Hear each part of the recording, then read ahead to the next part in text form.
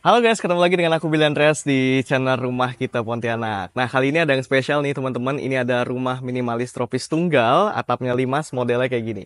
Bukan tanahnya lebar banget, ada di 10 ya teman-teman. Ini lokasinya cakep banget karena dia mudah diakses ke mana aja. Tuh teman-teman bisa lihat. Oh, bangunannya asik banget ya teman-teman ya. Emang kayak gimana bagusnya bangunan ini sampai aku mau nge-review ini nih pagi-pagi. Yuk kita sama-sama lihat ke dalam. Oke, ini rumahnya lokasinya spesial banget nih. Ini di Danau Sentarum ya, teman-teman. Akses ke sana bisa tembus juga ke area Wonosobo. Kalau di sebelah sini ini bisa ke area Sukamulya. Dia bangun 5 pintu, teman-teman, dan ini adalah si Bontot, teman-teman, ya, the last one, dibangun paling terakhir. Ya, teman-teman mau hitung ini sebagai nomor 1 boleh, mau hitung ini sebagai nomor 5 juga boleh. Ya, teman-teman. Lebarnya 10, secara fasad kalau kita lihat ini manis ya, jarang banget. Sekarang ada rumah-rumah yang modelnya tuh dibuat kayak gini, teman-teman. Ya, dengan atap limas, terus dia bagian bawahnya ya nggak terlalu banyak variasi lah ya. Jadi kalau teman-teman mau jadiin rumah ini sebagai kantor boleh, mau dijadiin sebagai tempat bisnis juga oke. Kalau teman-teman mau jadiin tempat tinggal juga cukup bagus ya. Menurut aku sangat bagus bahkan. Karena apa? Karena rumahku sendiri ini dibangun juga sama si developer satu ini ya teman-teman ya. Oke teman-teman, overall ya rumah ini pakai konsep tropis. Jadi kalau teman-teman lihat catnya nggak norak-norak banget. Bahkan kalau kita lihat di beberapa kombinasi warnanya lebih menekankan ke putih, coklat, abu, dan juga hitam ya teman-teman. Oke, kita bicara dulu dari area pagarnya ini ya teman-teman ya. Nah, pagarnya ini dia pakai batako disusun ya teman-teman. Terus di bagian depannya dikasih batu alam supaya dia tetap cantik tuh teman-teman ya. Nanti kalau batu alam kayak gini, kalau teman-teman taruh di outdoor jangan lupa diapain? Iya, bener banget dipernis ya teman-teman, dikasih cat batu alam supaya dia makin cantik teman-teman. Ya, untuk pagar sendiri pakai pagar warna hitam teman-teman. Yang aku suka nih, ini ada yang spesial nih teman-teman ya. Biasanya kan kalau pagar hitam dilasnya lurus ya teman-teman ya.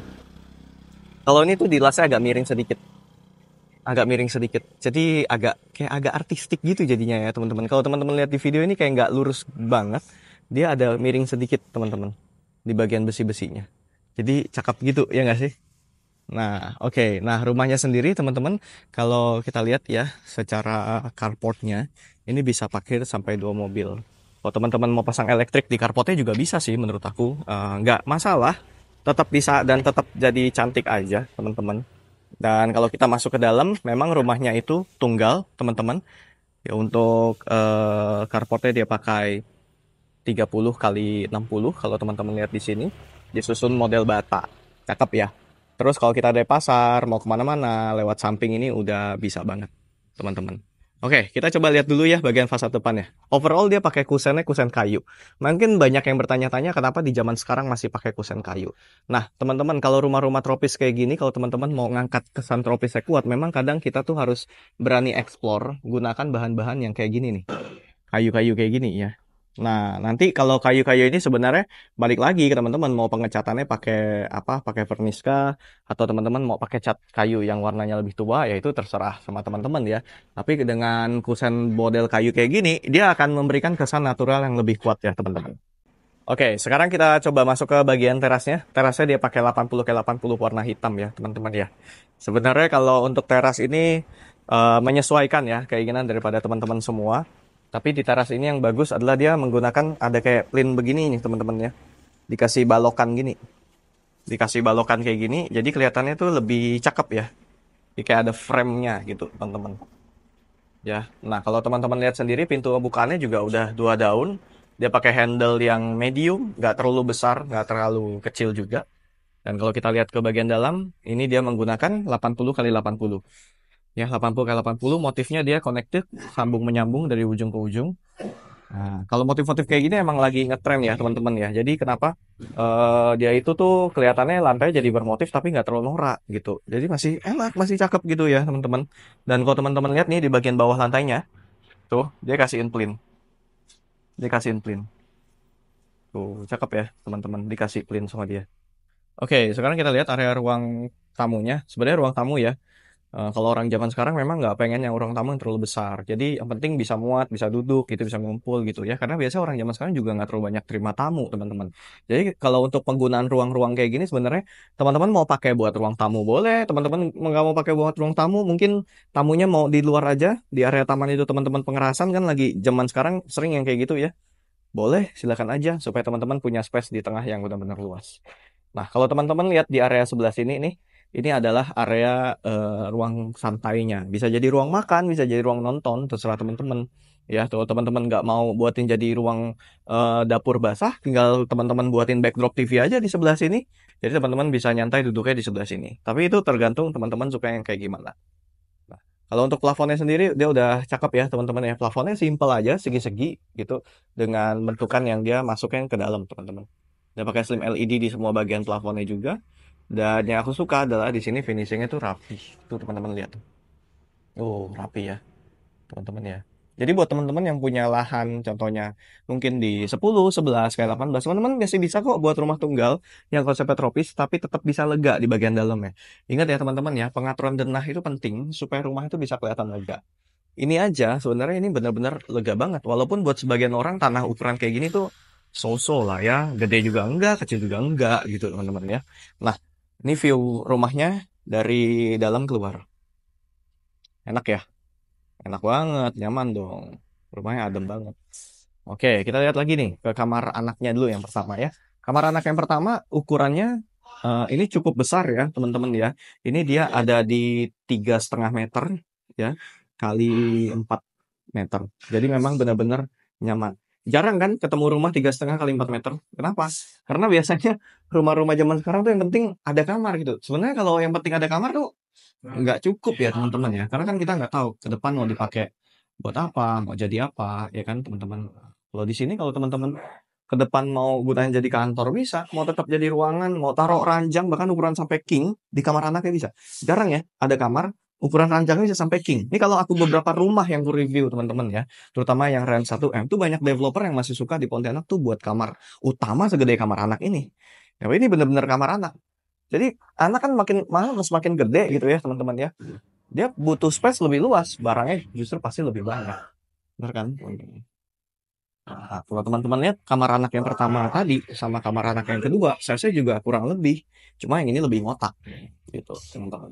Ya, jadi kalau punya kamar anak ini salah satu opsi ya menurut aku dengan harga di 1 miliaran, developernya masih make sense gitu buat kamar. Kadang keliling Pontianak deh teman-teman ketemu banyak developer yang buat kamar anak tuh kayak gudang. Kalau ini beneran kamar gitu ya. Nah, kalau kamar anak kayak udah segede gini, apalagi kamar utama. Kalau teman-teman lihat kamar utamanya tuh, nah, gimana? Asik kan? Kamar utamanya gede. Tuh, teman-teman lihat. Ini baru kamar utama, teman-teman. Jadi dengan budget 1 miliar kan kadang kita mikir ya, 1 miliaran di Pontianak susah banget dapat rumah yang proper gitu. Kayaknya ukurannya nanggung-nanggung bahkan kecil-kecil. Nah, kalau di sini nih, ini salah satu yang aku rekomendasi buat kalian. Karena ukurannya nggak nanggung-nanggung, nggak kecil-kecil, tapi lega. Bahkan di bagian tanah belakang ini dibuatin bangun habis. Tuh, teman-teman ya. Nah, supaya kesan homey-nya makin dapat, lantainya dipakai lantai motif kayu kayak gini. Nah, ini sih keramik ya, teman-teman ya. Terus di bagian sana dibuatin kayak saluran pembuangan sama septiknya di sini. Ini septik nih, teman-teman.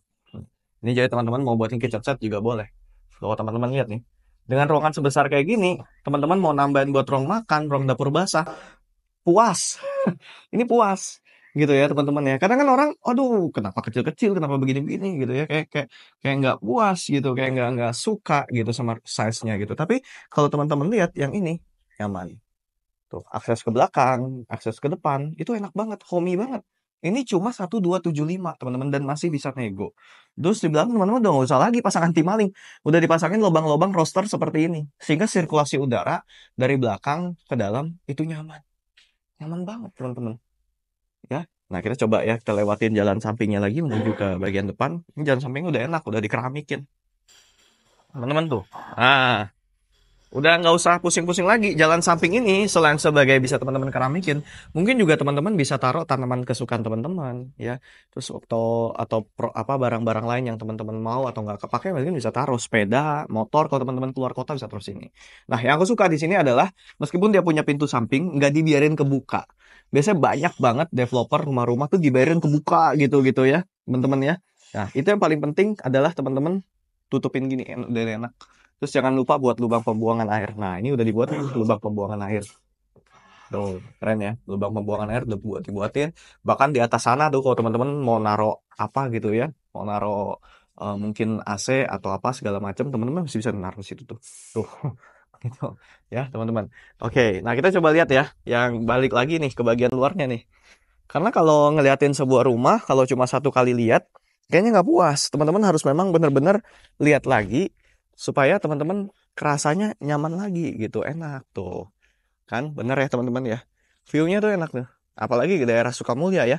Dari Sukamulya itu mau kemana-mana dekat gitu ya. Teman-teman mau belanja ini itu dekat, sekolah juga banyak gitu ya. Mau jalan-jalan keluar kota ke arah area Siantan juga atau keluar ke Mempawah gitu masih gampang aksesnya.